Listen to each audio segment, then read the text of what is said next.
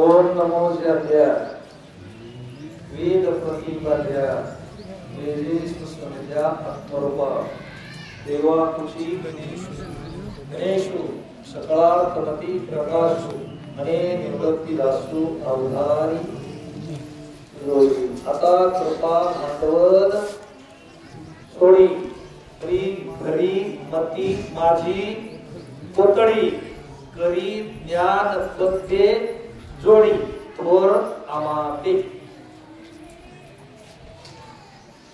आपल्याला दीड घ्यायचा दीड सगळे सांगितलं पण बरोबर दीडच वाचले. आता काही आते दीड आते घ्यावा लागतात आपल्याला.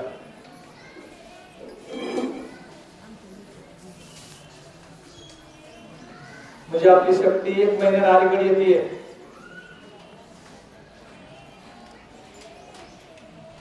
शक्ती आली आली दत्त मंदिरात आहेत आम्ही एकदा हजर. आपली शक्ती 25 जून मिरगाच्या पुढं येते नियमानं. आपल्याला 1 महिना अलीकडे घ्यायची आहे. किती 1 महिना. अधिकाचा महिना ज्येष्ठ अधिक या वर्षी धोंड्याचा महिना आपल्या भाषेत धोंडा आलाय धोंडा. मग धोंड्याच्या महिन्यातल्या पहिल्या एकादशीला आपल्याला शक्ती करायची.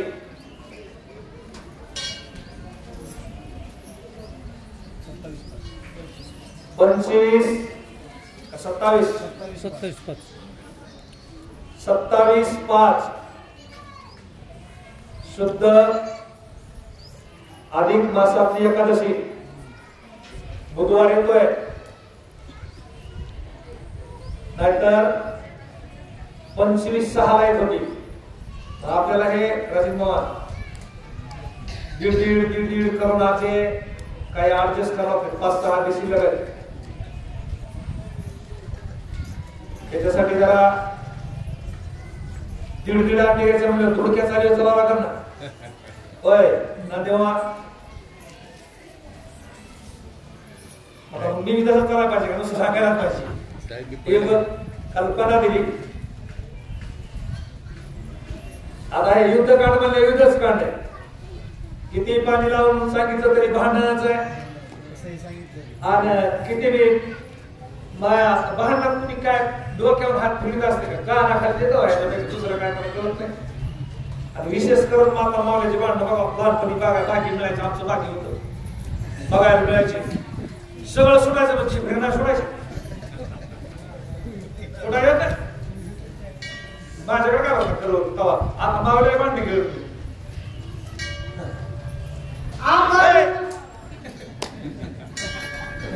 विषय असा आहे. इंद्रजितानं मायावी आहे का नाही. यज्ञ कसला केला. राक्षस कसले होते. एकाच भाषेत सांगतो राक्षस कुणाला म्हणायचं. राक्षस तुळशीदासीचे दोहा आहे. बाडे खंडबहू चोर जुवारी जे लंपट पर धन पर नारी मात पितू ही करनही सेवा. जे आई बापाला मानित नाही देवाला मानित नाही दुसऱ्याच्या धनावर ज्याची नजर आहे दुसऱ्याच्या स्त्रीवर ज्याची नजर आहे जो खळ म्हणजे कधी चांगलं बोलत नाही. आमच्या माऊलींनी पहिली पसायदानामध्ये मागितलं जे खळाची बस या लक्षणाची चोर जुवारी या लक्षणात जी मोडतात का माझ्या सहित एवढे राक्षस. आणि त्यांच्या भावकीतला इंद्रजी त्याने यज्ञ केला. बकर कापलं पण आता आपली अशी भानगड आहे आपली ज्या दिवशी शक्ती का त्या दिवशीच बकरी येते. आणि ईद बरोबर एकादशी दिवशीच येते. बकरी ईद आणि बकरी ईदला बकर कसलं लागतं आहे का नाही मुकडा आणि यानं यत्न केला पण यानं क्लिअर काळ थोडं सुद्धा वर काढणं जमलं नाही ते कापलं पालत घातलं त्याच्यावर बसला काय लोक सुद्धा म्हणजे आसुरी भक्ती केली की देव पावतो अहो यज्ञ बाहेर आला आणि माझ्यावर सांगितलं राम लक्ष्मण बंदी शाळेत त्या याच्या बंधनात पडते शहर बंधनात उड्या मारल्या आकाशवाणी झाली आकाशवाणीने सांगितलं लय उड्या मारायची गरज नाही तू आता अवतारिक राम आहे अवतारिक लक्ष्मण आहे सगळे वानर अवतारिक आहेत हनुमानजी बी अवतारिकच आहेत ही एकदा उठले का तुझा हात इकडे पडणार आहे मुंडक तिकडे जाणार आहे धड एकीकडे पडणार आहे लय हातातले गुडघ्याला वाशिंग बांधून बसू नको याची हवा गेली तरी ते म्हणला माघारी जायचं नाही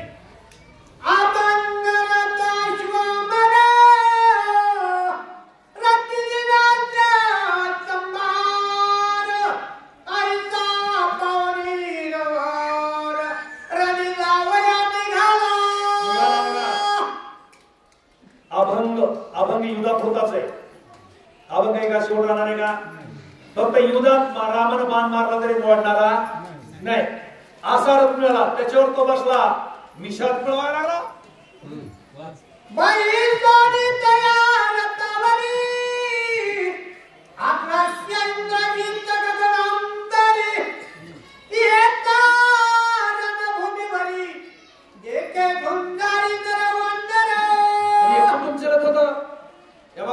बघा आता कुणीतरी सांगितलं बघा माणसाला धन पैसा आणि तरुणपण शक्ती सांभाळायला माय बापाचं पुण्य लागतं वंशाचं पुण्य लागतं आपल्या सद्गुरूचं पुण्य लागतं तेव्हा या गोष्टी पचत्यात काय लोक पैसा आला की जिम्मीवर पाऊल टिकत नाही काय लोक ताकद आले की जिम्मीवर पाऊल टिकत नाही काय लोक अजून बी काही सगळं सांगायचं अशा अवस्थेमध्ये काय होते याचे रथ मिळाला मला सांगायचंय रथाला चिमणीवर चढला का वर आकाशात वर बघितलं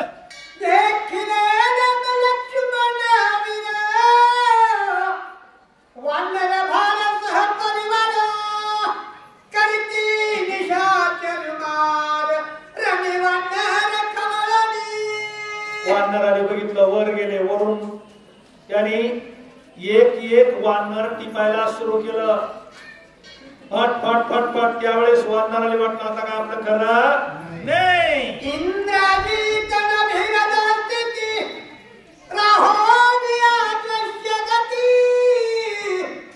राम लक्ष्मण वर गेला कुठे गेलं ढगाच्या तिथून बघितलं आणि वरून राम लक्ष्मणावर शरवृष्टी चालू केली बांधून टाकायचे कशात